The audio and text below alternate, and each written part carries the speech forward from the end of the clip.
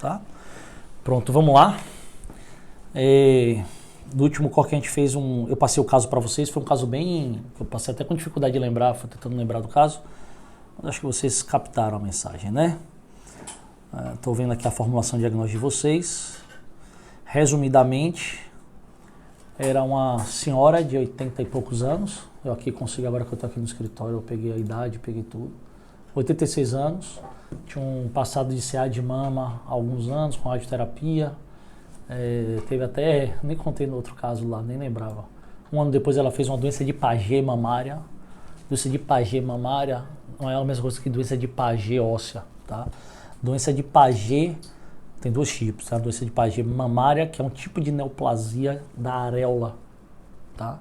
Discute-se se é um anel de mama ou um anel de pele, tá? Então ela teve um Paget mamário, que é uma lesão neoplásica na areola, e deu entrada no hospital com um quadro de dor abdominal, náusea, vômito, onde foi diagnosticado no pronto-socorro a hipercalcemia. Daquela hipercalcemia ela fez uma extensa investigação, até porque tinha um passado de câncer de mama. Nessa extensa investigação não viu lesão metastática a princípio, fez PET, fez tudo. A única coisa que se encontrou foi um linfonodo mediastinal que o pessoal não deu muito valor, discutiu se biopsiava ou não biopsiava, na época optou-se por não biopsiar, e foi visto uma intersticiopatia inespecífica na tomografia de tórax, onde tinha sido questionada a possibilidade de uma doença intersticial de pulmão. E junto com isso, ela tinha de comorbidades uma doença renal crônica não dialítica, estágio 3-4, ela tinha uma cardiopatia também, hipertensiva, não sei mais os detalhes, mas tinha insuficiência cardíaca, que ela era medicada para tal. E no estudo da hipercalcemia dela, ela tinha um PTH reduzido, 1,25 hidroxivitamina D aumentada, o que sugeriu à equipe a possibilidade de uma doença granulomatosa como causa da sua hipercalcemia. E essa paciente ela chegou a usar corticoide como uma estratégia terapêutica da hipercalcemia em si. O corticoide pode fazer parte. E ela chegou a usar o corticoide com resposta terapêutica, mas ela teve uns 2 ou 3 episódios de hipercalcemia com necessidade de internação ao longo do período de alguns meses. Basicamente foi esse o quadro dessa paciente, tá? E ela eventualmente internava com sintomas de dor abdominal, náusea, vômito, documentava uma hipercalcemia, e aí o pessoal da nefra assumiu o caso e dava seguimento. Foi esse o caso que eu passei para vocês, correto? Isso aí. Vou ler aqui uma hipótese. O caso é basicamente de uma hipercalcemia de longa data numa paciente idosa que já foi extensamente investigada para câncer e com a hipótese de sarcoidose. Inclusive eu iniciei tratamento para sarcoidose empírico, não foi? Eu comecei isso com vocês. De fato, a suspeita de sarcoidose é uma boa lembrança devido aos achados laboratoriais de PTH suprimido e vitamina D elevada. Na verdade, 1,25 hidroxivitamina D e não a 25 hidroxivitamina D, tá? Se eu não me engano é calcitriol, né? Contudo, outras causas merecem lembrança para o caso, como, por exemplo, intoxicação por vitamina D, perfeito, uso excessivo de vitamina D, uso de tiazídico, que também pode fazer hipercalcemia. Na verdade, o uso de tiazídico, inclusive, quando perguntam qual antihipertensivo é primeira linha, aí fica IECA / hidroclorotiazida, acho que isso até hoje ainda é assim. E aí quando o paciente é diabético, você prioriza o IECA, porque você também já está, de certa forma, fazendo a nefroproteção. E quando você é osteoporótico, você priorizaria a hidroclorotiazida, porque ele segura o cálcio, tá? Diferente da furosemida, que expolia cálcio, tá? Então, perfeito. Mieloma múltiplo, imobilização óssea, sugerindo uma possível doença de Paget, que vocês nem sabiam, tuberculose e linfoma. Ou seja, o pensamento aqui foi de outras causas de hipercalcemia que não sarcoidose. E dentre essas outras causas de hipercalcemia entrou iatrogênica, perfeita lembrança, mieloma múltiplo, sim, sem dúvida nenhuma, o que é estranho no contexto de uma paciente dessa ela já ter sido extensamente investigada. Então, pouco provável que não tenha sido pensado nisso lá atrás, né? Mas você tem que lembrar, claro. Lembrando que investigação de doença metastática óssea difere da investigação de mieloma múltiplo no quesito exame de osso. Lembrando, a gente já discutiu mieloma em algumas oportunidades, a cintilografia óssea, por exemplo, ela não capta lesões do mieloma, porque as lesões do mieloma são evidentemente líticas, enquanto que a cintilografia só capta lesão blástica. Tá? Então, só que as metástases ósseas que fariam lesão lítica, que fazem hipercalcemia, são as que fazem lesão lítica, normalmente. Beleza? Mas então fica a lembrança de que, será que investigaram mieloma nessa senhora? Ah, investigaram como, fizeram eletroforese, rastrearam uma lesão lítica como. Olha, rastrearam lesão lítica, viu? Fizeram exame pra caralho, não acharam, tá? Imobilização óssea, sem dúvida, lembrar que pacientes idosos, acamados, eles podem fazer hipercalcemia também, tá bom? A doença de Paget, por si só, ela normalmente não faz hipercalcemia, exceto o paciente imobilizado. A doença de Paget é excesso de fosfatase alcalina, aumento de fosfatase alcalina. Inclusive, se perguntarem, um paciente idoso com FA aumentada isoladamente, qual a principal causa? Paget, tá? Tuberculose uniforme como doenças granulomatosas. Para essa paciente, seria necessário questionar a utilização de excesso de vitamina D de diurético de azide com a possível mobilização óssea de tempo prolongado. Não tem nada disso. Além disso, no exame físico e nos exames de imagem, seria interessante buscar a presença de linfadenomegalia. Já foi procurado. Que poderia sugerir linfoma ou até mesmo sarcoidose. Ela já tem aquele do tórax. No exame físico e exames de imagem, como ATC, ou buscar lesões ósseas, sugerindo osteoporose secundária ao mieloma múltiplo. Perfeito, lesões líticas. Por meio do próprio exame físico, realizando a palpação óssea. Beleza. Fosforilou e patinou. Mas é isso mesmo. É porque é difícil. Mas o caminho é esse. Você tem uma hipercalcemia que a redução do PTH e o aumento da 1,25 hidroxivitamina D aponta. Essa hipercalcemia ela tem como etiologia provável. Quais são as principais causas de hipercalcemia no mundo? Né? 2 caminhos. Hiperparatiroidismo versus neoplasia. Se eu não me engano, isso, somando os dois aí, bate 80% dos casos de hipercalcemia no mundo. Né? Predominantemente a nível ambulatorial hiperpara e a nível hospitalar neoplasia. Beleza. Qual neoplasia? Neoplasia sólida com metástase e mieloma múltiplo. É isso aí mesmo. As neoplasias podem fazer hipercalcemia por outros mecanismos, não só por metástase, mas também por produção de PTH-like ou produção do próprio PTH. Por exemplo, um dos tumores que produz o PTH propriamente dito é o... Tranquilo. Um dos tumores que produz o PTH propriamente dito é o tumor de ovário, por exemplo. Mas, em regra, uma manifestação paraneoplásica, ou seja, a hipercalcemia paranel, ela é por conta de produção de PTH-like, o que vai mostrar um PTH baixo. Porque o que você dosa de PTH é o PTH fisiológico, você não dosa o PTH-like. Você pode dosar, mas é difícil você conseguir isso no mercado, normalmente nível de pesquisa. Alguns laboratórios você pode solicitar, enfim, mas de uma maneira prática geral, você tem um PTH. Então, quando você produz PTH-like, o PTH cai, sacou? Você tem que dosar o PTH-like. Agora, tem alguns tumores que produzem o PTH propriamente dito. Um desses é o tumor de ovário, mas isso é incomum. Isso não é usual. Você seria o hiperpara secundário no tumor de ovário. Isso aí não é usual. Então, a hipercalcemia associada à neoplasia sólida seria metástase óssea, especialmente na forma lítica, fazendo hipercalcemia, produção de PTH-like, PTH-simile. Esse PTH-like, os tumores que mais fazem isso são os carcinomas desse campo celulares, se eu não me engano, os tumores de cabeça e pescoço.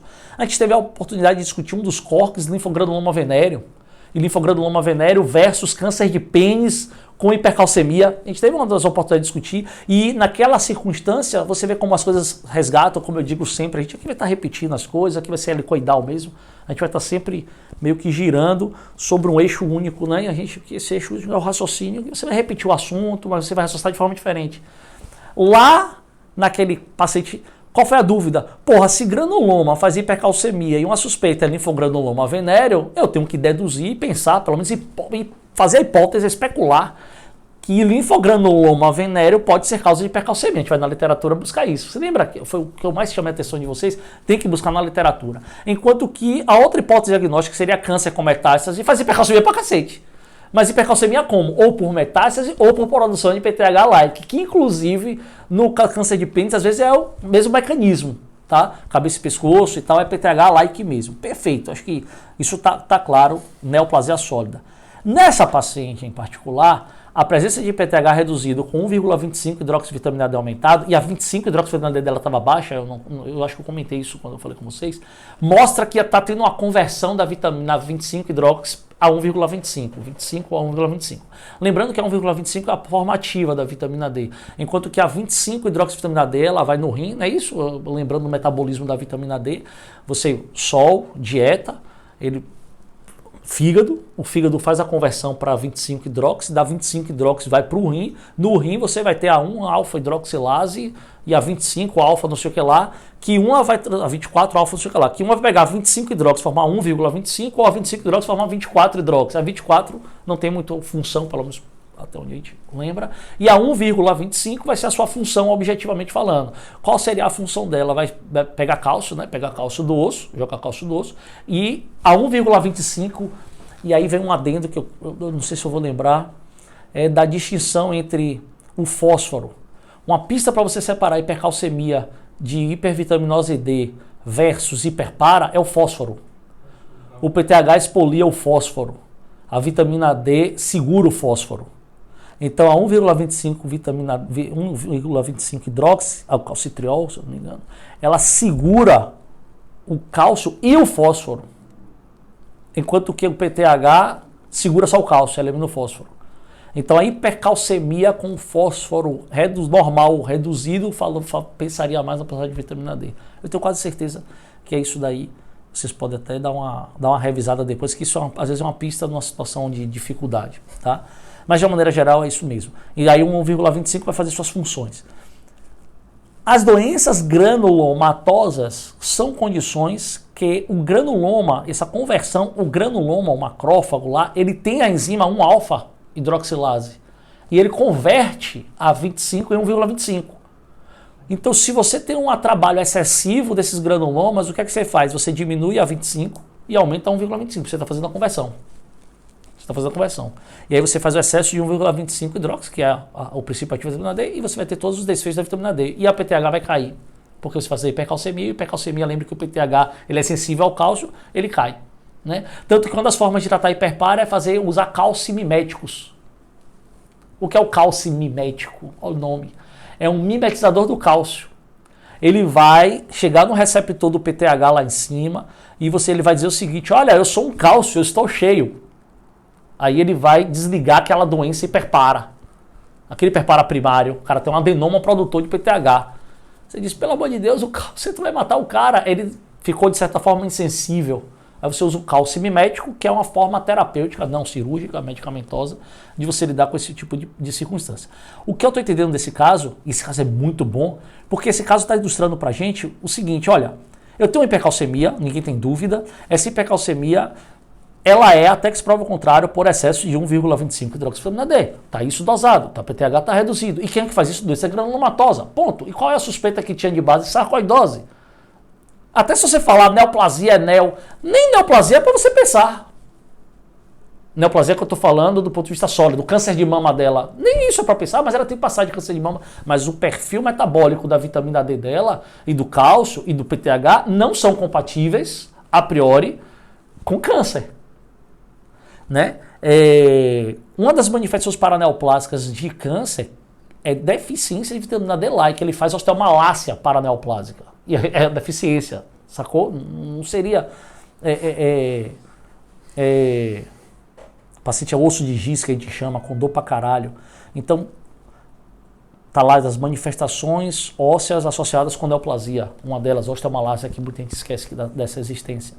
Mas assim, a própria neoplasia está fazendo isso daqui, não me parece. E me parece que já foi esgotado. Eu ficaria apaixonado por sarcoidose. Deixa eu ver uma outra formulação aqui. Professor, a hipercalcemia humoral maligna está relacionada a PTH-like? PTH-like. Na verdade, o termo maligna, hipercalcemia maligna, eu não sei se o cunho dessa palavra maligna, ela é diretamente relacionada à etiologia maligna, tá? É a malignidade da hipercalcemia. Então, se eu não me engano, os valores acima de 14 de cálcio é chamada cálcio hipercalcemia maligna. Não no sentido de que ela tem que ter sido provocada por um câncer, mas no sentido de que aquilo é extremamente ameaçador à vida do paciente. Certo? Obviamente que a pessoa causa é neoplasia. Inclusive é uma emergência oncológica. Se você estudar emergências oncológicas, quais são as emergências oncológicas? Neuropatia compressiva da coluna, né? Síndrome de compressão de medular, síndrome de lise tumoral, síndrome de veia cava superior. Você tem As emergências oncológicas. Uma dessas emergências oncológicas é a hipercalcemia maligna. Não tem que tratar mesmo. Tá? Mas a causa, você lembra, o cálcio subiu, qual é a causa? Se o cálcio subiu para 12 ou se o cálcio subiu para 14, não muda muito para mim, o raciocínio é o mesmo. Qual é a causa da hipercalcemia? Tá? Lembrar que o cálcio ele anda colado com albumina e com globulina. Normalmente é com albumina. A gente dosa o cálcio total e o calciônico. Quando você dosa o calciônico, você está dosando o cálcio livre. É o cálcio livre que é o responsável pela sua função. O cálcio ligado, não. E mais da metade do cálcio está ligado. Tanto que quando você dosa cálcio total, o valor de referência é alto. 8 a 10. Enquanto quando você dosa o calciônico, o valor de referência é 1, alguma coisa, 2, alguma coisa. É pequeno, é pouca coisinha, certo? Porque o calciônico é a menor fração. É o cálcio livre. Já o outro, o cálcio ligado, ele está ligado. Uma boa parcela, 80% do cálcio ligado é albumina. 20% está ligado à globulina. Tem que tomar cuidado. Por exemplo, quando você tem um hipercalcemia, tem que corrigir o cálcio pela albumina. Todo mundo já sabe disso, eu já comentei. A cada 1 abaixo de 4 da albumina, você soma 0,8 do cálcio. A cada 1 abaixo de 4 da albumina, você soma 0,8 do cálcio. Então, se a albumina tiver 3 e o cálcio tiver de 8 total, você tem que botar 0,8 acima. Então, 8,8 é o cálcio real. Sacaram? O ideal seria dosar o calciônico, tá? Só que a correção pela globulina é menos feita. Por quê? Porque só 20% está ligado à globulina e são poucas doenças que de fato variam a globulina, especialmente para baixo. Mas tem que tomar cuidado só, porque se você tiver hipogama globulinemia, você pode estar falseando o resultado, tem que fazer a correçãozinha. Tá? Tem uma fórmula também para globulina, eu nem sei, mas é só saber que existe para você ficar ligado. Vamos lá, outra formulação. Diante do quadro de dor abdominal, náusea, vômito, hipercalcemia documentada, PTH reduzido com 1,25 hidroxivitamina D aumentada e 25 hidroxivitamina D normal, as principais hipóteses devem ser distúrbios granulomatosos como sarcoidose, HIV, tuberculose, toplasmose, micose, rancenias, além de linfoma. É a neoplasia granulomatosa, né? Uma neoplasia que pode se comportar como granuloma. Perfeito. Portanto, todos os exames relacionados a essas moléstias. Antes disso, eu procuraria por eritema nodoso, uveíte, histórico de infecção oportunista, febre, mas não houve relato, dispneia, perda de sensibilidade ao toque, temperatura, manchas hipopigmentadas, ou seja, a pessoa está dizendo que insistiria em buscar a etiologia por dessa forma de anamnese. Perfeito, se você encontrar eritema nodoso num paciente dessa, você já vai dar uma funilada, pode ser sarcoidose, mas linfoma também faz. Mas com que frequência você vê linfoma abrindo com hipercalcemia e eritema nodoso? Uma coisa é saber que faz, outra coisa é saber se faz muito. Assim, pelo amor de Deus, não deve ser o caminho, sacou? Já a sarcoidose é assim que abre, então favoreceria muito a possibilidade de sarcoidose. Hepatosplenomegalia, hepatosplenomegalia com hipercalcemia, tá mais preocupado com linfoma do que com sarcoidose, porque sarcoidose não costuma fazer hepatospleno, não faz parte normalmente da nossa investigação. Então, assim, eu achei racional a ideia em insistir nisso. Vou ver mais uma formulação. Esse caso é bom pra caralho. Quero ver quem vai acertar. Eu demorei 5 meses para dar esse diagnóstico, entendeu? Eu fiquei, sacou? Eu fiquei acompanhando ela de perto. De fato, caso sejam valorizados os achados de comprometimento do testício pulmonar, nódulo hilar e episódio de hipercalcemia respondedora a corticoide, a elevação de 1,25, a hipótese é sarcoidose e ponto final, né? Enfim. No entanto, outras hipóteses diagnósticas podem ser levantadas em conta para essa paciente como síndrome de Wegener, doença de Wegener, que a gente granulomatose com poliangeite, hipótese que ganha força ao se notar envolvimento renal em antecedentes médicos de paciente associado a alterações pulmonares, ainda que atípicas para essa doença. Bom chamar a atenção. Não é porque granulomatose de Wegener tem granuloma no nome que você vai ter, que é uma doença granulomatosa que faz hipercalcemia. Isso é um ponto. Tá? Normalmente você não vê hipercalcemia na GPA nem na GPAE, que é granulomatose com poliangeite. Granulomatose com poliangeite é eosinofílica, que seria Chern-Strauss. A gente não vê. Talvez porque o granuloma não seja de macrófago como a gente está pensando. Né? Isso eu não sei, estou especulando. Uma outra coisa, o envolvimento renal de GPA do antecedente médico dificilmente seria um envolvimento que seria algo... Uma doença renal crônica, estágio 3 e... não avançou, não foi para lugar nenhum. Se o GPA pegou rim, isso já é uma gravidade que normalmente denota tratamento rápido. Aplique pulsar, normalmente é um paciente que tem envolvimento severo. GPA é uma vasculite que está classificada das vasculites associadas ao ANCA, assim como vasculite GPAE, de Churg-Strauss, assim como poliangite microscópica, PAN com M. Então são 3 vasculites classificadas nas ANCA associadas ao ANCA. Historicamente, todas elas, na sua história, todas elas nasceram da PAN com M. Era todo mundo poliangeite microscópica, poli de vários, angeite de inflamação de vários vasos, microscópica porque eram vasos pequenos. E a poliangeite microscópica, ela gostava, era sempre pele, púrpura peteca, rim, glomérulo e capilar pulmonar. Então fazia muito pulmão-rim e tal. Historicamente foi visto que alguns desses pacientes, inclusive nem todos têm ANCA positiva. Esse PAN com M, a maioria nem tem ANCA positivo. Depois foi descobrindo ao longo do século XX que alguns desses pacientes, na verdade, eles tinham um comportamento com muitos seios da face, com algumas lesões mais nodulares do pulmão, e aí ficou o GPA. Enquanto que o outro grupo percebeu-se uma relação um pouco mais íntima com asma, eosinofilia, com atopia, e aí ganhou o GPAE. Mas é mais ou menos a história, é meio a filiação, sabe? E aí ficou todo mundo vasculites associadas ao ANCA, que esse nome está errado, eu não gosto desse nome, porque vincula-se o ANCA a eles. E o menino novo, vocês que são novos, o pessoal que estiver assistindo aí, pensa o seguinte, qual é a ideia? Vasculite associada ao ANCA. Então tem que ter um ANCA positivo, pô. E na verdade não tem o ANCA positivo. O ANCA pode estar negativo, certo? Inclusive em boa parte dos pacientes. Então não acho isso válido, esse nome eu acho um pouco complicado. Cada vez mais, inclusive, a gente não estuda a doença Churg-Strauss versus Wegener versus PAN com M.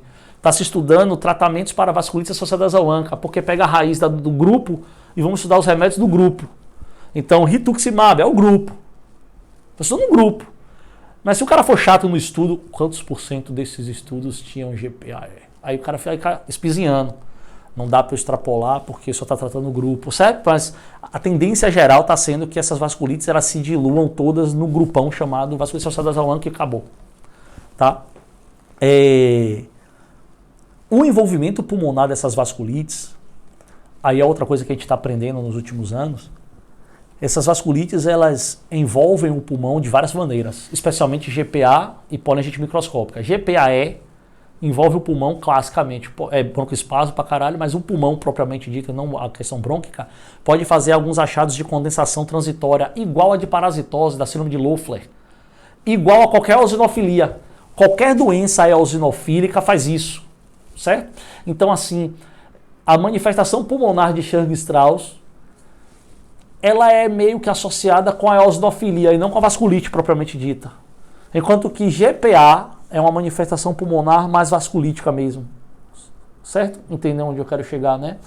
É porque GPAE, Churg-Strauss, vai dividir as manifestações em manifestações predominantemente vasculíticas e manifestações predominantemente eosinofílicas.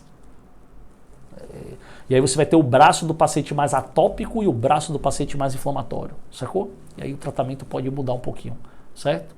Mas GPA não tem isso não. Então GPA é vasculite propriamente dita, não tem essa porra de componente eosinófilo, porra nenhuma. E aí o envolvimento pulmonar que está se descrevendo, especialmente na poliangite microscópica, é um envolvimento intersticial. Uma doença intersticial de pulmão.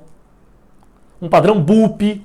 Quais são os padrões pulmonares das vasculites associadas ao ANCA? Antigamente era capilarite pulmonar, condensação que muda de foco, lesões nodulares granulomatosas, que seria tipo tuberculose ou câncer, que não seria uma vasculite, e está sendo cada vez mais descrito as formas intersticiais. Disminuir a progressão dos esforços, faz a tomografia, uma intersticiopatia específica, alguém chama de BUP, BOOP, bronquiolite obliterante com pneumonia em organização. Tá? É um pneumonia tipo de organização. É um termo que também o pessoal da pneumo está reajustando os termos. Mas enfim, só lembrando que apesar de ser uma granuloma, não costuma ter hipercalcemia nessa população. Beleza?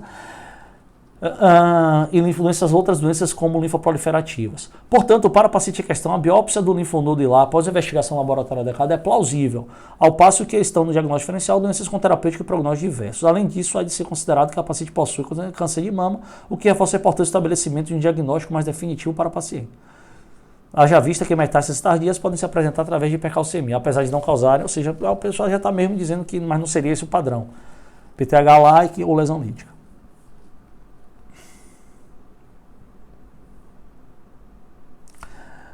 A conduta que considero ser mais favorável para o diagnóstico da paciente é a complementação da investigação laboratorial com dosagem de ANCA. Botou aqui C-ANCA, prática. Normalmente a gente pede ANCA, não pede C-ANCA nem P-ANCA. A gente pede ANCA porque o ANCA, né, o anticorpo, o anti-citoplasma de neutrófilo, o ANCA, ele é como se fosse um fã. O padrão vai ser pelo resultado. Você não pede o padrão, você pede, eu quero fã. Aí qual é o padrão do fã? O padrão, o fã é o anticorpo está se ligando no antígeno no padrão pontilhado. Aí o laudo vai ser assim. Você pede o ANCA, ele vai dizer, olha, o ANCA, o anticorpo contra o antígeno está se ligando na região perinuclear. Você chama de P-ANCA. Está no meio do citoplasma, você chama de C-ANCA, C de citoplasmático. Sacou? Então, onde ele está se ligando, aí você vê isso no microscópio, onde ele está, o desenho que ele está formando, você diz, ou é ao redor do núcleo da célula ou é no meio do citoplasma. Qual é a dedução que você tem? Quais são os antígenos que ficam perinucleares? Sacaram? Aí você só listaria, qual é o antígeno? Mieloperoxidase, MPO. Então, quando tem uma distribuição ANCA, tem uma distribuição perinuclear, chama de P-ANCA, normalmente isso vai ser um anti-MPO positivo, mieloperoxidase. Mas pode ser outros. Esse é o menos específico, o P-ANCA é o menos específico. Aí o C-ANCA é PR3, proteína 3, né? PR3. Tá? Enfim, a gente está aproveitando aqui para discutir algumas coisinhas de que vocês vão comentando e a gente vai esclarecendo e não necessariamente ficar focando só no caso feito por cá de besta. Tá? Opção dos exames.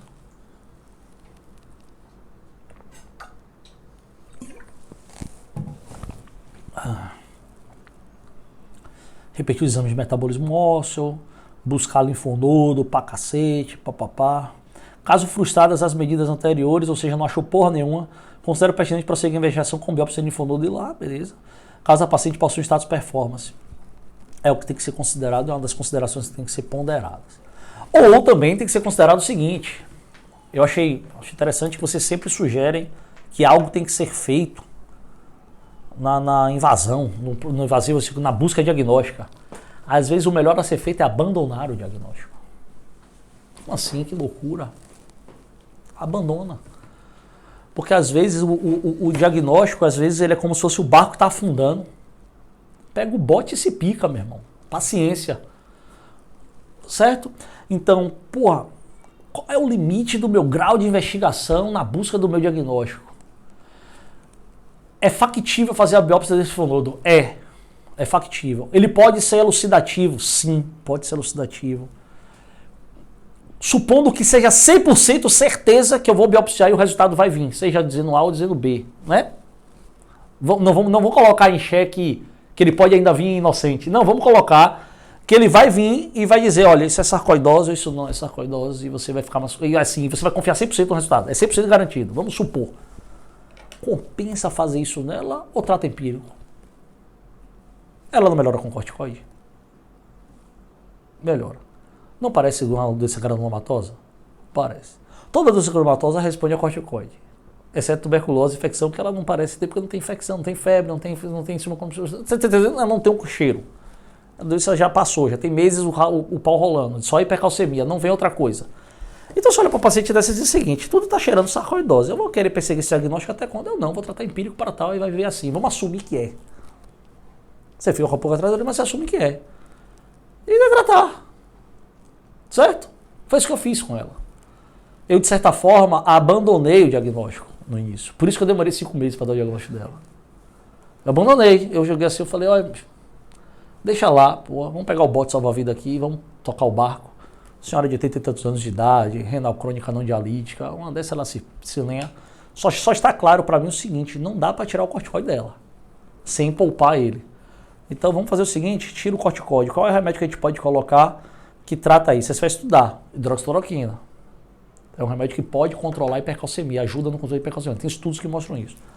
Vai usar metrexato? Para sarcoidose é metrexato. Calma, eu estou tratando de hipercalcemia ou sarcoidose? Estou tratando mais de hipercalcemia do que sarcoidose. Esse hipercalcemia é granulomatose. Se corticoide resolve, vamos botar hidroxicloroquina. E a gente vai conduzindo assim, certo? E ela ficou bem, ficou de boa. Ficou ótimo. Até que, o que aconteceu com ela? Quem sabe aí vem a luz para vocês. É porque só vai vir a luz se me perguntar, entendeu? Não tem como não vir à luz assim. Porque se eu falar aqui, não falta esse dado. Eu falei, porra, mas esse dado eu só consegui perguntando, entendeu? Eu fiquei, cadê essa porra? Tá faltando alguma coisa. O que foi que aconteceu com essa senhora?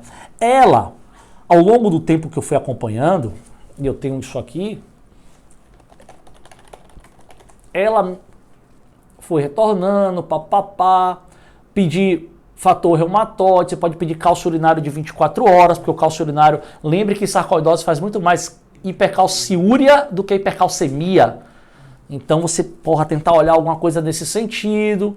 Ela chegou para mim com disfunção renal, a ureia bateu para 121, a creatina foi para 2,6 no meu consultório, mandei para nefro com urgência, certo? Ou seja, couro comendo, mas ela já tratada, tomando corticoide. Enfim, o fato fez herpes, você vê que a coisa, o pau vai comendo, a gente vai atendendo, a coisa vai acontecendo. Colocaram denosumab, que é uma medicação que ajuda no controle de hipercalcemia, assim como o bisfosfonato, que é um antirreabsortivo do osso.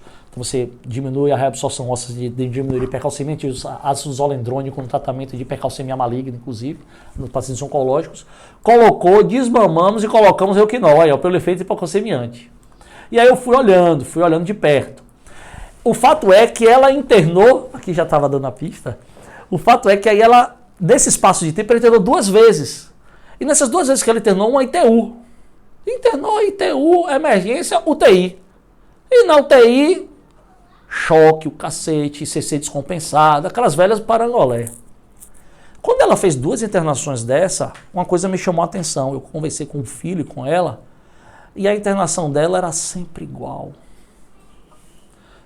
Sempre igual. Dor abdominal, náusea, vômito, choque. Aí o choque...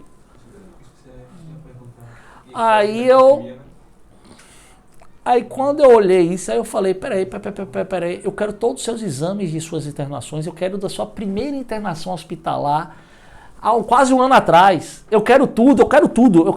Inclusive essa paciente, é algo bem interessante, porque eu cheguei em casa, um dia refletindo, quando ela saiu de lá do consultório, eu fiquei refletindo, eu falei, por que essa mulher toda hora interna? E aí eu pensei que era adrenal pelo meu desmame do corticoide. Eu pensei, eu desmamei mal, ela meteu um ITU, aquilo que a gente já conversou sobre a PRED.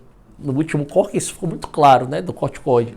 Então eu falei, eu acho que ela fez a insuficiência adrenal relativa. Chocou, tal. Só que aí eu comecei a lembrar, vem cá, e se ela não tivesse hipercalcemia lá atrás, com dor abdominal, náusea e vômito recorrente que melhora com corticoide, o que é isso? Aí eu cheguei aqui, sexta-feira, eu nunca me esqueço, sexta-feira, eu liguei pro filho dela. Vem cá. Eu quero todos os exames de sua mãe, 100%, tudo de sua mãe. E se puder, me mande o primeiro exame de lá da UTI que ela foi, o caralho, na primeira vez que teve hipercalcemia. Resposta. Porra, doutor Cacau, que me chama de doutor Cacau mesmo. Eu tô aqui tomando uma sexta-feira. E tá você querendo saber o exame de minha mãe de 8 meses atrás? Você mandou foto, eu também. Exatamente. Foi no consultório, não sabe? No escritório. Aí eu falei, pô, exatamente, meu irmão. Eu quero essa porra de qualquer jeito. Eu quero te mandar aqui agora. Te mando agora. E aí ele me mandou mesmo. Eu vou ver se eu acho ele aqui. É isso mesmo. Gente boa, cara.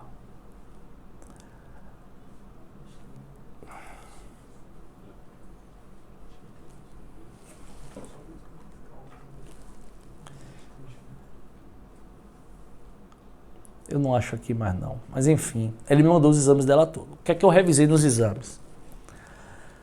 Quando ela internou no hospital, ela internou com sódio de 115, 114 e o potássio 5,7, 5,9. Só que o que é que estava sendo justificado? Ela é cardiopata, insuficiência cardíaca, tem o hiponatremia hipotônica, hipervolêmica. Hiponatremia, como é que a gente avalia? Hiponatremia, 2 vezes o sódio mais glicose sobre 18, calculou a osmolaridade. A gente tira a ureia sobre 6, porque não tem osmolaridade efetiva. Então, 2 vezes o sódio, mais glicose sobre 18. O valor de referência é para estar isso em torno de 280 a 320. Osmolaridade normal. Então, sódio 115, 114. Todo sódio abaixo de 120 deve ter uma tonicidade baixa. Deve ter, a presunção é que tenha. Pode até ter overlap, tá? As coisas, sobreposições. O cara tem 2 motivos para ter hiponatremia, não tem problema.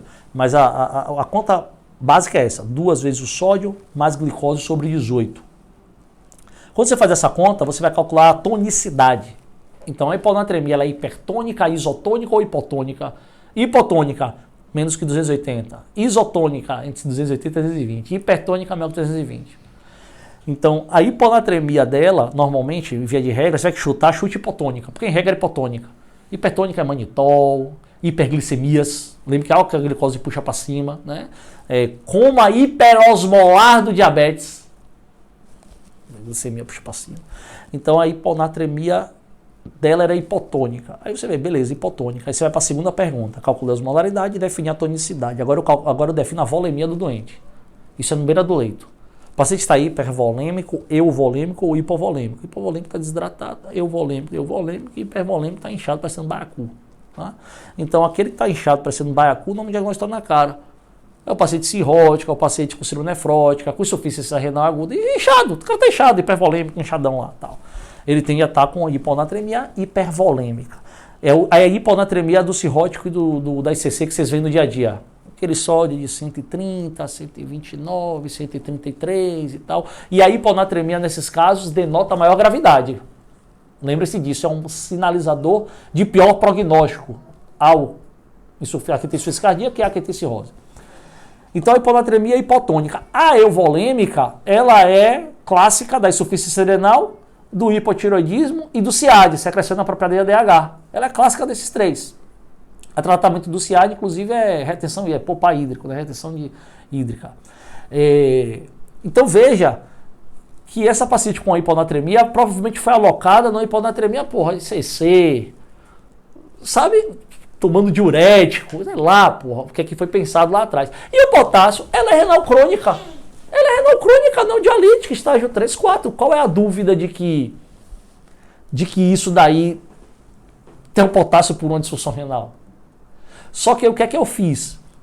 Eu fui analisar a proporcionalidade. Uma creatina de 1.5, 1.3, ela chegou a ter 2, mas não agudização. Como ela é idosa, cai o clearance bastante, por causa da idade e tal. A creatina de 1.3 é considerada. Mas um potássio de 6.2, um potássio de 6.3, sabe? Isso para mim soou estranho quando eu olhei os exames que o cara me mandou. Eu falei, velho, essa mulher não estava com tanta disfunção renal para ter tanto potássio. E pela descrição, essa hiponatremia de 115, 114, isso não é só dilucional. Essa mulher não estaria bem aqui. Não é um ECC. Isso tem outro componente. Qual foi a outra coisa que eu fui rapidamente olhar? O hemograma de entrada. A eosinófilo. Ela entra com eosinofilia. Porque insuficiência renal faz eosinofilia. Então, quando ela entrou, que eu olhei o exame, eu falei... 8% de eosinófilo. Eu falei, Porra, meu irmão, tá dando diagnóstico dela, porra. Isso na hora que eu vi, eu falei, porra, acabou, pode ficar tranquilo. Tá bom, o diagnóstico é esse aqui, é insuficiência renal. E aí eu saí olhando os exames um por um, ao longo do tempo. E aí eu fui vendo a coisa como se configurava. Resumo, a gente dosou, fizemos tudo, ela recebeu diagnóstico de insuficiência renal e ela tinha síndrome poliglandular. Aí ela, eu tenho um hipotireoidismozinho, um anti-TPOzinho e tal, mas fazia uso de Sintroid e tal. Eu falei, pronto, agora tem síndrome poliglandular. Hoje ela está acompanhada com a endócrina, que é amiga da família. E aí o diagnóstico dela hoje é doença de Addison mesmo, entendeu? Tratada com prednisona, aí a hidroxicloroquina voou, sai a hidroxicloroquina. Como é que Addison, como é que a insuficiência renal faz hipercalcemia? Está dentro das causas raras de hipercalcemia, a doença de Addison. Mas um dos mecanismos pelo qual a insuficiência adrenal faz alguns mecanismos, tem 2 mecanismos descritos, mas o clássico é transformando a 25 hidroxi em 1,25, ele funciona como um granuloma. Sacou? Ele atua no rim, hiperativando a 1-alfa-hidroxilase, ou seja, a hipercalcemia da doença de Addison, ela parece a dos granulomas. Esse caso foi muito interessante. Esses casos de insuficiência adrenal é bom para vocês ficarem ligados. Teve uma paciente uma vez que eu atendi, eu vi no... Me chamaram para ver no